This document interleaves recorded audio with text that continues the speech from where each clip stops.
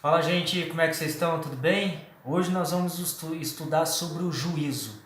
Esse assunto para mim é um assunto muito importante, né? Porque é um assunto que vai decidir o nosso destino eterno, né? Jesus ele vai julgar as pessoas, porque a gente precisa entender, gente, que Jesus, que Deus, né? Ele não é só amor, ele é o próprio amor, sim. Entende? Mas Deus também ele julgará a humanidade. Entende? A gente precisa compreender mais sobre esse juízo. Muitas pessoas têm dúvidas sobre esse assunto, né? E medo também. Só que a gente não precisa temer esse juízo, a menos que a gente esteja sem o advogado, a menos que a gente esteja sem Jesus. Por isso a importância de nós buscarmos sempre a presença de Jesus nas nossas vidas. E nesse juízo, Jesus quer ser o meu e o seu advogado. É só a gente permitir. Esse juízo nada mais é para saber quem vai se salvar e quem vai se perder. Então o juízo é para saber quem está salvo e quem está perdido. É por isso que Deus vai precisar julgar as pessoas, gente. Entende? Ele precisa saber quem aceitou a Jesus e quem não aceitou. Né? E torno a dizer, não é aquele aceitar de boca para fora, é um aceitar de verdade, né? Viver o evangelho. A gente precisa viver esse livro. É assim que a gente demonstra que a gente está aceitando a Cristo, certo? A primeira perguntinha diz assim: quantos deverão enfrentar o juízo divino? Quantas pessoas vai ter que enfrentar o juízo? 2 Coríntios 5,10 diz assim: porque todos nós temos de nos apresentar diante de Cristo para sermos julgados por Ele. E cada um vai receber o que merece, de acordo com o que fez, de bom ou de mal, na sua vida aqui na terra. Então, quantas pessoas vão ter que comparecer perante o juízo? Todas as pessoas, gente. Todos nós vamos comparecer no tribunal divino para saber se nós fizemos as coisas certas, se nós estamos salvos ou perdidos. Nada vai escapar de Jesus, gente. Nada. Nada. É por isso que nós precisamos entender muito bem sobre isso. Aquilo que a gente faz escondido. Deus sabe de tudo. Os anjos estão anotando tudo o que a gente faz. E um dia nós vamos ter que prestar contas a Deus de tudo que a gente faz. O juízo revela aos seres celestiais quem, dentre os mortos, está salvo, sendo digno de acordar na primeira ressurreição. Apocalipse 26.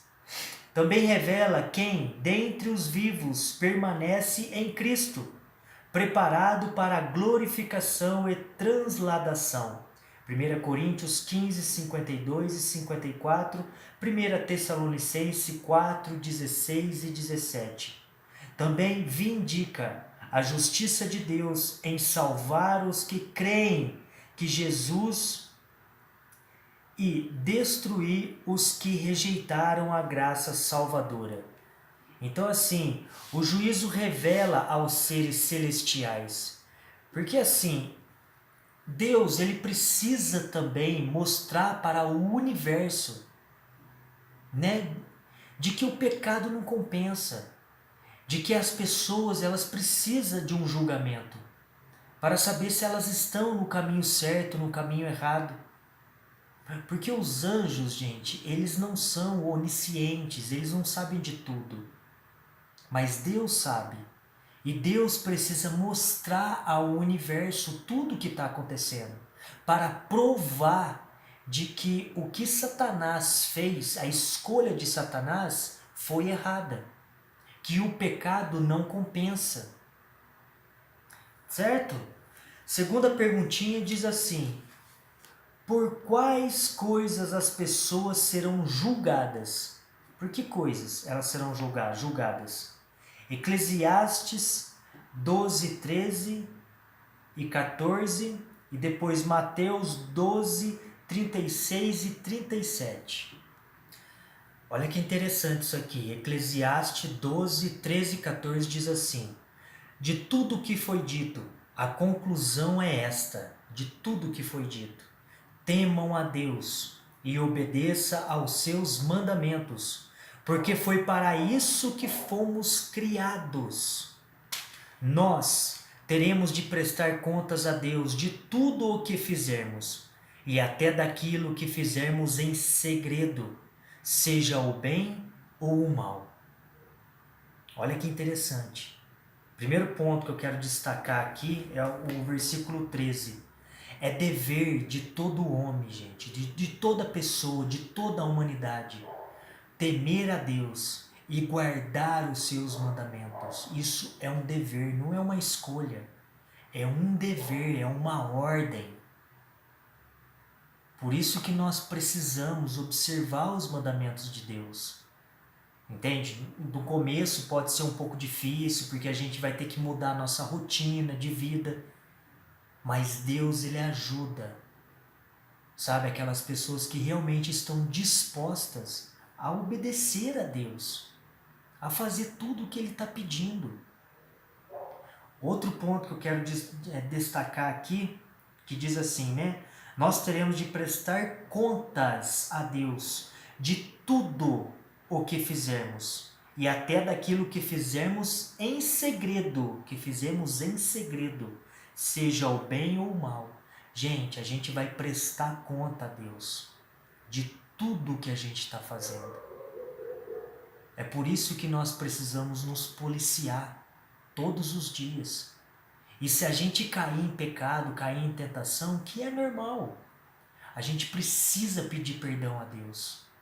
A gente precisa se redimir, dar nome aos pecados, porque nós prestaremos contas a Deus de tudo que nós estamos fazendo, certo? Agora, cadê aqui? Mateus 12, 36 e 37. Diz assim: eu afirmo a vocês que no dia do juízo, cada pessoa vai prestar contas de toda palavra inútil que falou, porque as suas palavras vão servir para julgar se você é inocente ou culpado. Olha a gravidade do julgamento de Deus.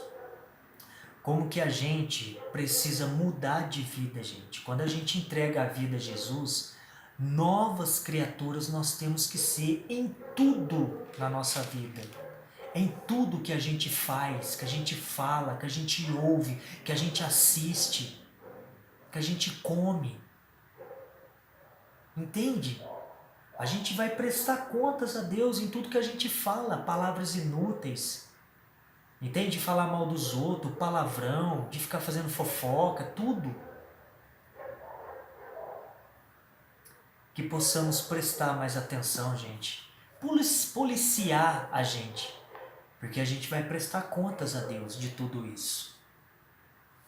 Paulo declara que cada um receberá segundo o bem ou o mal que tiver feito por meio do corpo.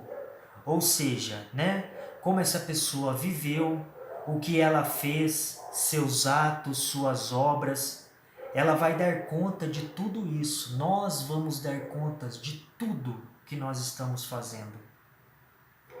Para que as obras sejam analisadas, deve haver um registro preciso no céu. Tudo está sendo anotado. É isso que a Bíblia informa. Ela fala de livros de registros, do livro da vida, do livro de memórias dos justos, e também de um livro em que se registram as ações dos ímpios.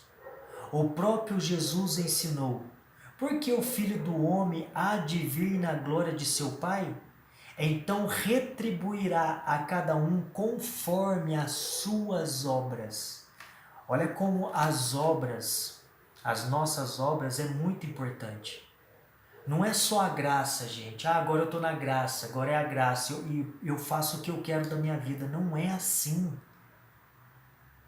A gente precisa ter as boas obras. A gente precisa mudar de vida.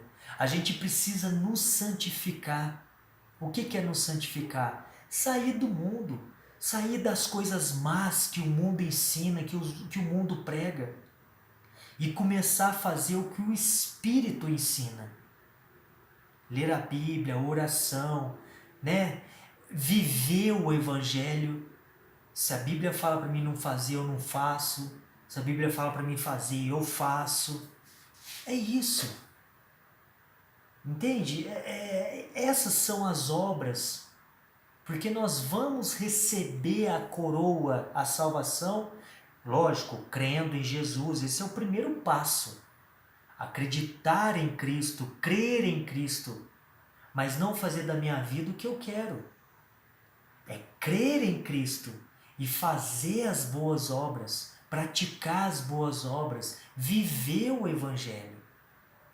Porque senão, lá em Mateus 7, né, que eu já li isso aqui para vocês, mas vamos reforçar.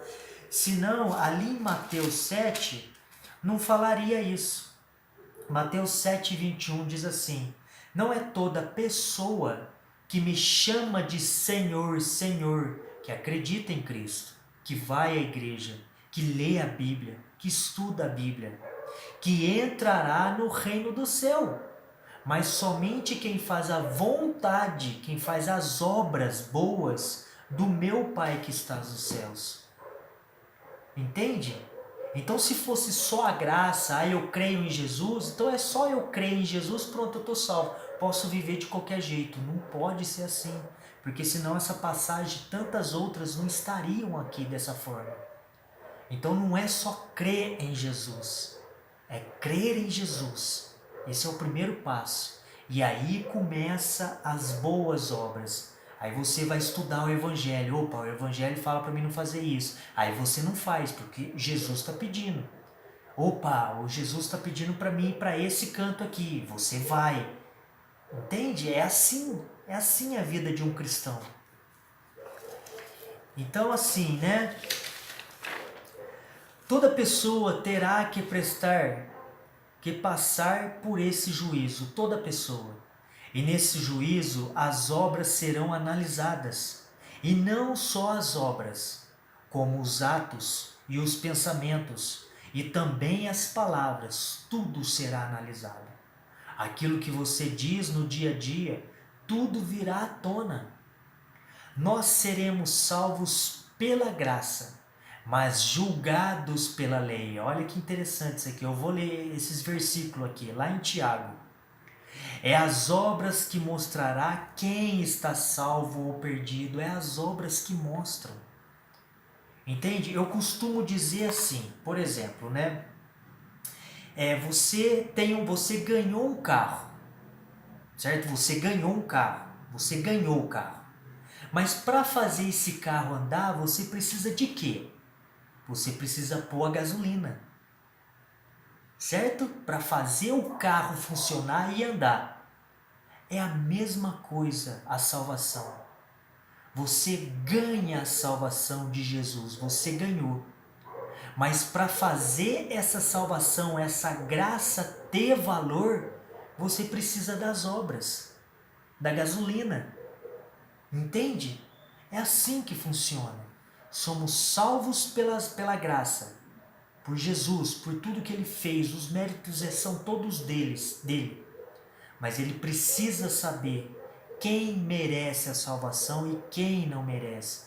Porque, gente, se você perguntar para todo mundo, você crê em Jesus? Todos dizem que sim. Então todos estão salvos? A Bíblia diz que não. Lá na parábola das 10 virgens, diz que não. Todas tinham a Bíblia, todas tinham o Espírito Santo, mas só um grupo foi salvo. Entende? Então a gente precisa linkar as duas coisas. Uma puxa a outra. As duas têm que andar junto, graça e obras, né? Fé e ação.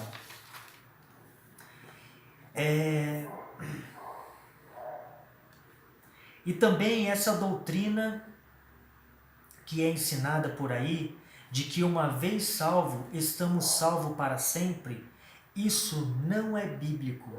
A gente precisa entender muito bem isso.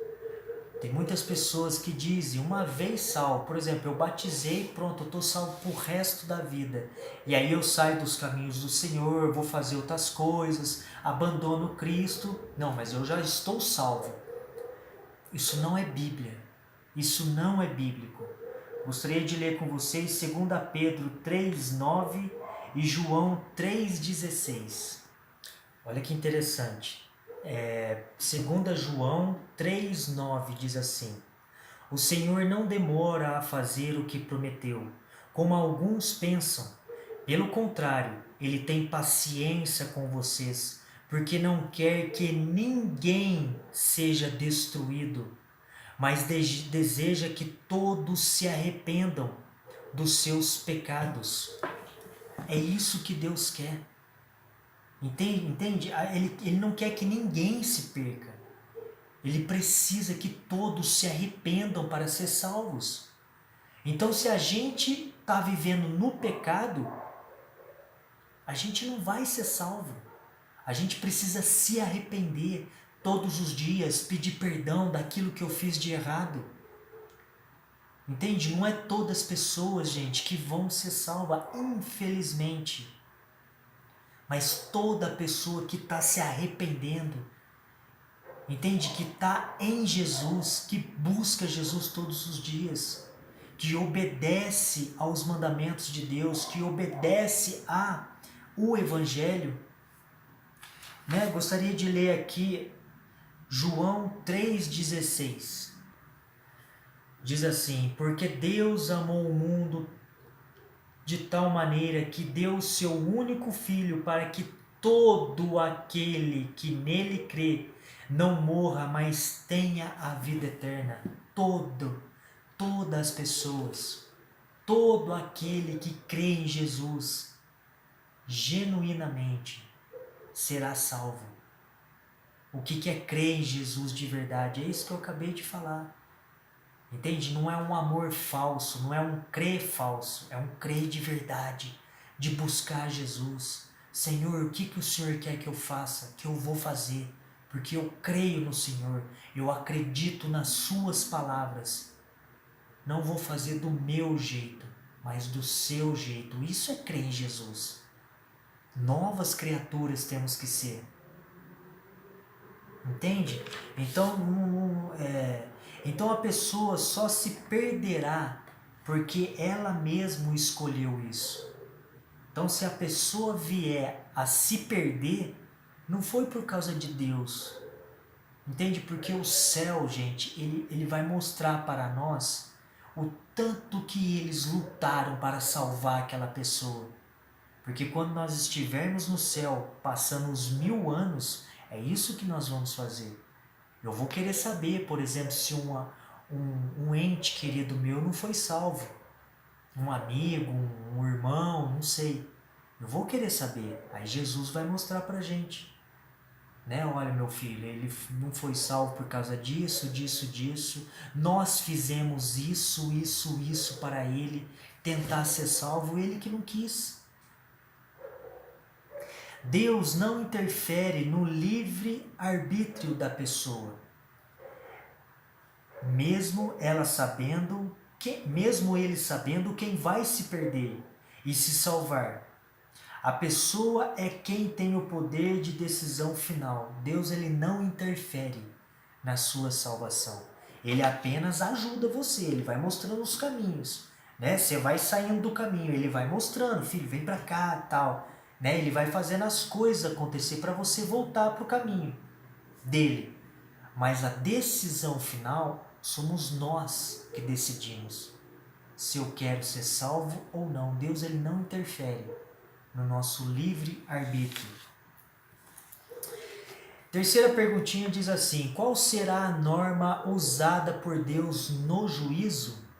Eclesiastes 12:13, que eu acabei de ler, né? Que são os mandamentos de Deus. Agora eu gostaria de ler isso aqui, olha que interessante. Tiago 1:25, 2, 10 e 12. Primeiro eu quero ler Tiago 1:25, diz assim: o Evangelho é a lei perfeita que dá liberdade às pessoas.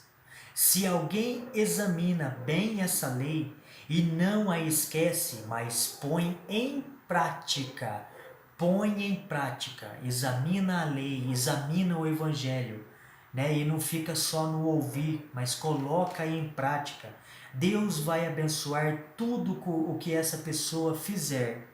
Aí nós vamos para Tiago 2:10 a 12, que diz assim: porque quem quebra um só mandamento da lei é culpado de quebrar todos. Então não são 9 mandamentos, né, como estão pregando por aí. Entende? É 10, gente. Tiago está dizendo aqui, ó, porque quem quebra um só mandamento da lei é culpado de quebrar todos. Pois o mesmo que disse, não cometa adultério, também disse, não mate. Ele está citando aqui o que? Os 10 mandamentos. Mesmo que você não cometa adultério, será culpado de quebrar a lei se matar. Agora, olha o 12, que é onde eu quero chegar também. Falem e viva como pessoas que serão julgadas pela lei, que nos dá a liberdade. A lei da liberdade é os 10 mandamentos. Então, se a gente não está obedecendo a lei de Deus, entende? Não tem como a gente ser salvo, a gente está quebrando a lei de Deus. E nós seremos julgados por onde? Deus vai julgar, vai usar o que para nos julgar? Os mandamentos de Deus. Então, também, voltando ao assunto, esse negócio de uma vez salvo, salvo para sempre, isso não é bíblico. Porque se a gente entregou a vida a Cristo, né, e no decorrer do nosso caminho a gente acaba saindo, volta a fumar, volta a beber, né, volta a frequentar o mundo, essa pessoa ela vai estar transgredindo a lei de Deus. E Deus vai usar a sua lei para julgar as pessoas. Lá em Apocalipse, não sei aonde que fala que nós precisamos ser fiéis até a morte. Até a morte. Entende? Então, recapitulando, quem quebra um mandamento da lei é culpado de quebrar todos. Então não são 9 mandamentos, gente, é 10 mandamentos. É 10. A gente vai ter um tema sobre isso, né, de estudar sobre a lei de Deus. Estão pisando na lei de Deus hoje. E tá na Bíblia. Certo? Então nós seremos julgados por essa lei. A fim de estar pronto para o juízo, é necessário que o ser humano guarde a lei de Deus. A lei será a norma do juízo. Por isso Paulo declarou: porque os simples ouvidores da lei não são justos diante de Deus, mas os que praticam a lei hão de ser justificados. Não é ouvir só a lei, é praticar a lei. Romanos 2:13. Jesus Cristo, respondendo à pergunta do jovem rico sobre como alcançar a vida eterna, afirmou: se queres, porém, entrar na vida, guarde os mandamentos. Mateus 19:17. Tempos depois, João, o discípulo amado, exortou: aquele que diz, eu o conheço, mas não guarda os seus mandamentos, é mentiroso e não há verdade nele. 1 João 2,4. Olha que interessante esses versículos. Então não é, gente, só falar que ama Cristo de boca para fora e viver a minha vida de qualquer forma, não. Eu preciso ser uma pessoa obediente, um filho obediente. andar nos caminhos certos. Entende? Claro, gente, nós somos imperfeitos pecadores. É impossível um pecador guardar os mandamentos de Deus perfeitamente. Só que só a intenção de eu querer guardar os mandamentos e lutar para guardar os mandamentos, Deus ele vê isso no nosso coração. Entende? Porque mais cedo ou mais tarde eu vou cair em algum pecado, mas eu não posso fazer desse pecado um estilo de vida. Quando eu cair em pecado tem que ser um acidente. Essa é a diferença. Entende? Então assim,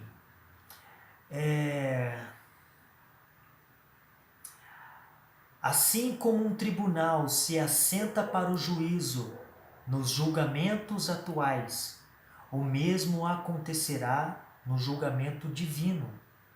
Nesse julgamento, Deus é o juiz. Salmos 7:11. Jesus é o advogado. 1 João 2:1. Satanás é o acusador. Apocalipse 12:10. As testemunhas são os anjos. Apocalipse 20:12. O réu é o pecador. Atos 17:31. Olha como está tudo na Bíblia. E o código moral é a lei de Deus. Tiago 2:10 e 12, que acabamos de ler. O juízo de Deus está dividido em 3 fases. Olha que interessante isso aqui. Então você entendeu mais ou menos aqui? Está tudo na Bíblia, gente. Em questão do juízo.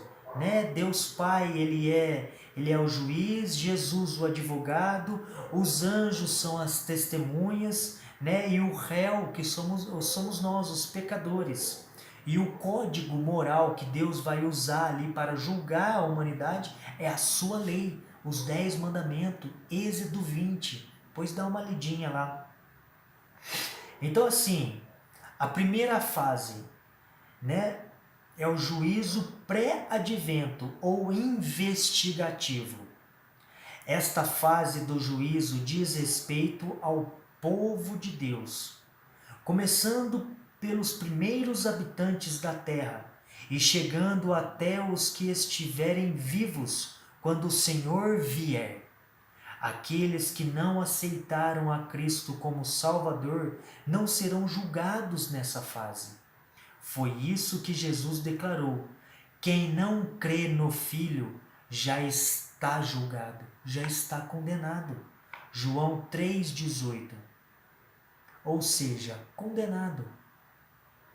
Então nós estamos no processo do juízo pré-advento, no juízo investigativo.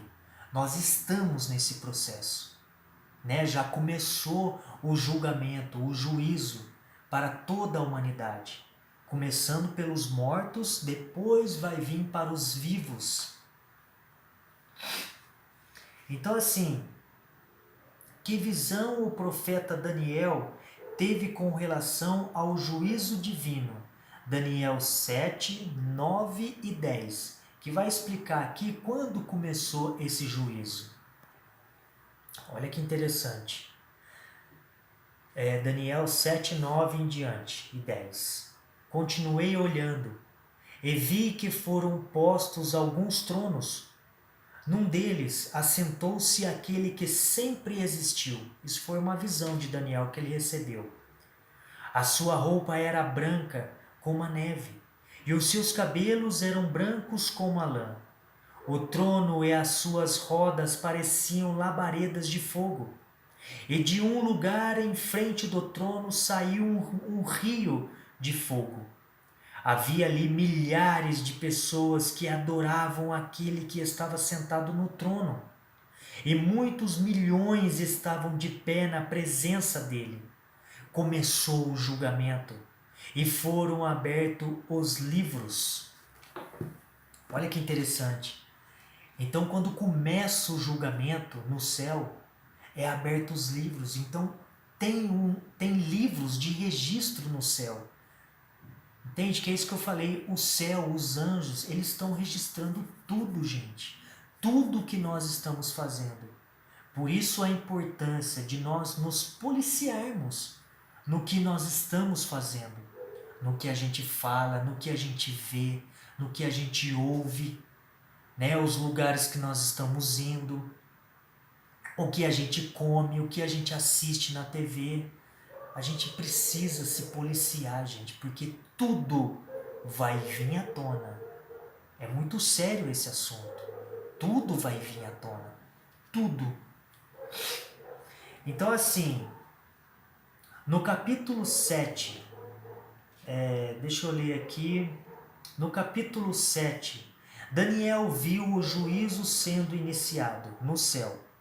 No capítulo 8, ele ouviu que o juízo começaria depois que passassem 2300 tardes e manhãs. Daniel 8,14. Isso aqui eu gostaria de explicar. Mas assim, esse julgamento, né, é para saber se os salvos permaneceram em Cristo. Se essa pessoa aceitou a Cristo e se permaneceu em Cristo. Então, quando que começou esse julgamento? Né? Esse julgamento já começou, não já começou? Então, vamos lá. Se viajarmos 2300 anos a partir de 457 a.C., alcançaremos o ano de 1844. O juízo no santuário terrestre era realizado sempre no 10º dia do 7º mês. Fazendo uma transposição dessa data para nosso calendário, chegamos ao dia 22 de outubro de 1844. A partir daí, começaria o juízo no santuário celestial. O juízo investigativo terminará com a saída de Jesus do santuário celestial. Daniel 12:1. O que significa o fim de sua intercessão e da oportunidade de salvação. Apocalipse 15:8, 22:11. Então o que acontece? Na profecia de Daniel, o que fala ali? Fala das 2300 tardes e manhã, né? Essa é a profecia. E se a gente pegar a profecia, pegar a data de 457 antes de Cristo e a gente calcular essa profecia, né, 2300 tardes e manhã, a gente chega no ano de 1844. Essa é a profecia. Não vou entrar em detalhes aqui, gente, né, porque a gente não tem tempo, mas depois, se você quiser buscar, entra lá no YouTube e busca, né, na Bíblia Fácil, a profecia das 2300 tardes e manhã. E lá ele vai explicar bem explicadinho, né, essa profecia, que é muito importante a gente saber. Mas a questão aqui é, esse juízo começou em 1844, segundo a profecia da Bíblia, das 2300 tardes e manhãs. Então assim, gente, essa profecia já começou, esse julgamento já começou. Nós já estamos sendo julgados. Primeiro os mortos, desde Adão, né? Depois os vivos, até a volta de Cristo. Até quando Cristo sair do santuário celestial. Aí a porta da graça se fecha. Todos os casos estarão encerrados. Todo mundo já estarão julgados. Certo? Então a questão aqui é, o ponto que eu quero chegar é, o julgamento já começou. Em 1844. Ele já está em processo, certo? A segunda fase vem o juízo comprobatório, né? Apocalipse 20, 11 e 12, diz assim: Então vi um grande trono branco e aquele que está sentado nele. terra e o céu fugiram de sua presença e não foram vistos mais. Vi também os mortos, tanto os importantes como os humildes, que estavam de pé diante do trono. Foram abertos livros, e também foi aberto outro livro, o livro da vida. Os mortos foram julgados, de acordo com o que cada um havia feito, conforme estava escrito nos livros. Então aqui, a segunda fase, que é o julgamento comprobatório, será durante os 1000 anos. Será só para comprovar, Jesus, ele vai comprovar para nós que aquela pessoa que não foi salva, porque ela não quis. Vai ser um juízo de comprovação. Entende? Então assim, esse julgamento se refere àqueles que não têm os seus nomes no livro da vida. Apocalipse 20:15. Ele ocorre durante os 1000 anos. Após a volta de Cristo, Jesus volta, leva os salvos para o céu, né? As pessoas que conseguiram vencer, que aceitaram Jesus, foram obedientes, enfim. Jesus leva essas pessoas para o céu. Apocalipse 25, né? E aí começa o julgamento comprobatório lá. Que é esse o julgamento que eu estou dizendo. Jesus vai explicar por que aquela pessoa não foi salva, por que aquela não foi salva, certo? Não significa que ainda existe esperança de salvação, não. Porque quando Jesus sair do santuário celestial, onde ele já está intercedendo por nós, ele sair para vir nos buscar, acabou. Quem está salvo, quem está perdido, está perdido. Não tem mais uma segunda chance, uma terceira chance de salvação. Será um julgamento para demonstrar a justiça de Deus e se verificar o motivo da perdição dos ímpios. Isso que eu acabei de falar. Vai ser um julgamento de comprovação, né? Por que não foi salvo? Enfim. Então Jesus vai mostrar para aquela pessoa que eu amo não está lá. Jesus mostrará que o céu fez tudo para ela se salvar. Foi ela quem não quis. Então entenda uma coisa, gente. Por exemplo, se eu estiver no céu, né, e uma pessoa, um ente querido não estiver lá, né, uma pessoa que eu amo muito e não estiver lá, Jesus vai mostrar para nós: meu filho, essa pessoa não foi salva por causa disso, disso, disso. O céu fez o possível para salvar essa pessoa. Ela que não quis. Foi ela que não quis. E Jesus vai mostrar isso para a gente. Então não haverá tristeza no céu, gente.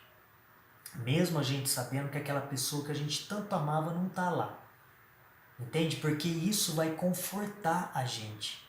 Deus vai mostrar essas coisas para nós. E nós vamos olhar para Deus e falar: Senhor, o Senhor foi justo. Por isso que haverá esse julgamento, entende? Por isso que Deus precisa mostrar essas coisas para nós. Entende? Para que a gente não fique lá no céu triste. Entende? Porque no céu, gente, não vai haver tristeza lá. Entende o que eu quero dizer? Então é isso. Por isso que haverá um julgamento. Tem que haver um julgamento. E a terceira fase será o juízo executivo, onde Deus vai exterminar os ímpios, Satanás e seus anjos. Será um julgamento de exterminação, né? Apocalipse 27:9, que diz assim: depois que os 1000 anos terminarem, será depois dos 1000 anos, Satanás será solto da sua prisão e sairá para enganar o povo de todas as nações do mundo, isto é, Gog e Magog. Eu disse que Satanás ele será solto porque os ímpios ressuscitarão na segunda ressurreição para serem exterminados. E quando eles são ressuscitados, aí Satanás tem a quem tentar de novo. Entende? Já expliquei isso, acho que no estudo passado. Satanás os ajuntará para a batalha, e eles serão tantos como o grão de areia da praia do mar. Eles se espalharão pelo mundo e cercarão o acampamento do povo de Deus e a cidade que ele ama. Mas um fogo desceu do céu e o destruiu. Esse é o julgamento executivo. Quando eles tentarem invadir a cidade santa, vai descer fogo do céu e exterminar com todos. Todos morrerão para sempre, por toda a eternidade. Esse é o juízo executivo. A terceira e última fase é chamada de juízo executivo, pois se trata da aplicação da sentença aos impenitentes. O fogo divino destruirá pecado e pecadores, nada sobrará. Malaquias 4:1. O mesmo fogo que destruirá os ímpios purificará esse planeta, que será a eterna morada dos remidos. Que não façamos parte, né, gente, desse grupo de pessoas. Que não façamos parte da segunda ressurreição, e sim da primeira, se um dia nós viermos a morrer. Então assim, 2 Pedro 3, 7, 11 e 13, gostaria de ler com vocês. Diz assim, 2 Pedro 3, 7, diz assim: Mas os céus e a terra, que agora existem, estão sendo guardados pela mesma ordem de Deus, a fim de serem destruídos pelo fogo. Estão sendo guardados para o dia do julgamento e da destruição dos que não querem saber de Deus. Essas pessoas que vão ser destruídas, gente. As pessoas que não querem saber de Deus. Busque a Jesus. Busque a Ele. Né? Para que nós não passamos por esse julgamento. Por essa destruição. A gente não pode perder o céu, gente, pelas coisas desse mundo. Não vai valer a pena. Não vale a pena. Agora o versículo 11, 3:11. Sabendo que tudo isso vai ser destruído assim, então que tipo de gente vocês precisam ser? A vida de vocês deve ser agradável a Deus e dedicada a Ele. Olha que importante, agradável e dedicado. Certo?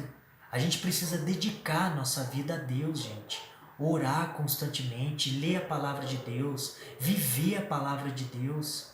Se dedique a Deus. Entende? Pregar o Evangelho. Mostrar essas verdades para outras pessoas, para as pessoas que você ama, para os seus amigos, família, enfim. Entende? A gente precisa nos dedicar, fazer a vontade, ser agradável a Deus. Entende? Se tem algum programa de televisão que não presta, sabe, eu não assisto, eu não vou assistir, porque eu quero fazer a vontade, ser dedicado a Deus, agradável a Deus. Esperem a vinda do dia de Deus e façam o possível para que venha logo. Naquele dia os céus serão destruídos com fogo e tudo o que há no universo ficará derretido. Porém Deus prometeu e nós estamos esperando um novo céu e uma nova terra, onde tudo será feito de acordo com a vontade dele. Então, para terminar aqui, eu gostaria de ler algumas coisinhas que diz assim: o profeta Daniel nos apresenta uma informação preciosa.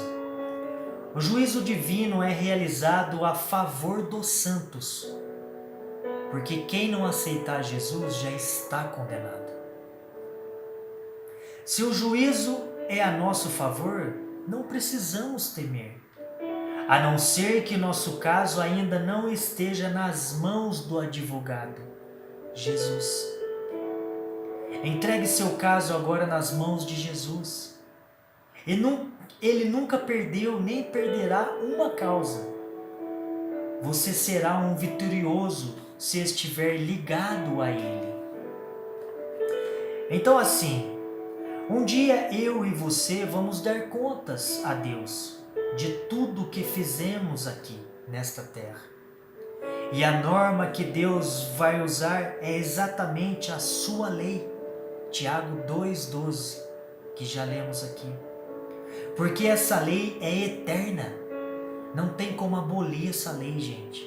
Tome muito cuidado com pessoas que estão tentando abolir essa lei. Isso é estratégia do inimigo. Porque sem essa lei, se você acreditar que essa lei ela foi abolida, a gente vai estar enrascado. Essa lei foi dada ao homem assim que ele foi criado. A lei não foi dada a Moisés, mas sim a Adão. Para Moisés, ela só foi transcritos.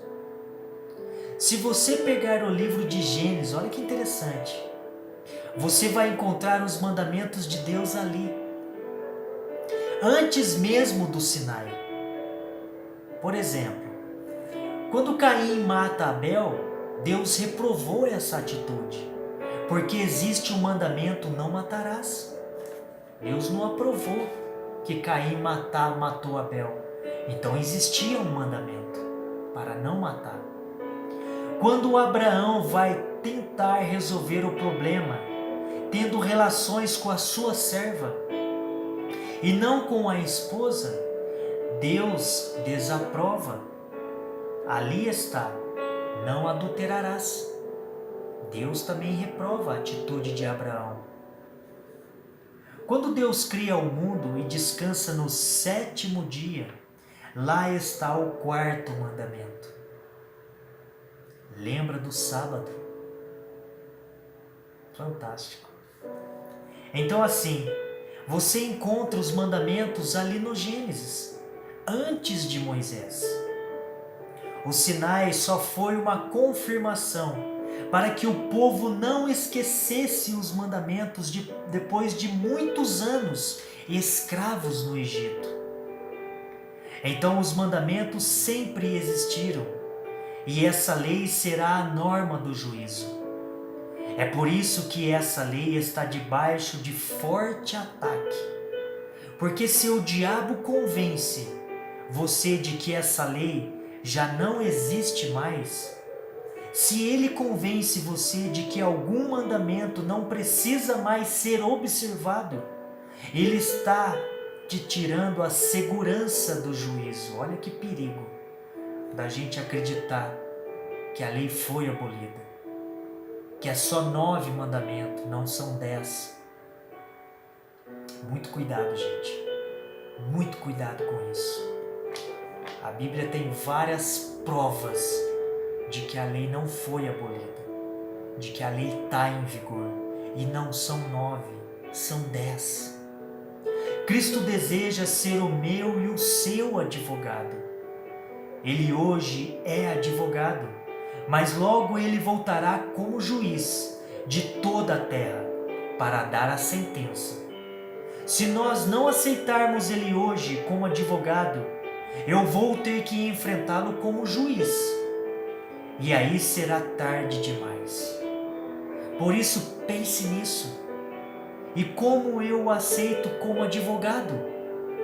Aceitando como meu Salvador e obedecendo a tudo que Ele pede. Viva o Evangelho, gente. Se prepare, porque o julgamento já começou. E a gente precisa despertar desse sono que estamos vivendo. A gente precisa acordar o quanto antes. Porque tem muita gente falando que ama a Deus, mas não guarda os seus mandamentos. E a própria Bíblia diz: essas pessoas são mentirosas. E não há verdade nessas pessoas. Não sou eu que estou dizendo, é a Bíblia. Que Deus os abençoe. Que possamos guardar isso na nossa mente e praticar o Evangelho. Até o próximo estudo. Que Deus o abençoe.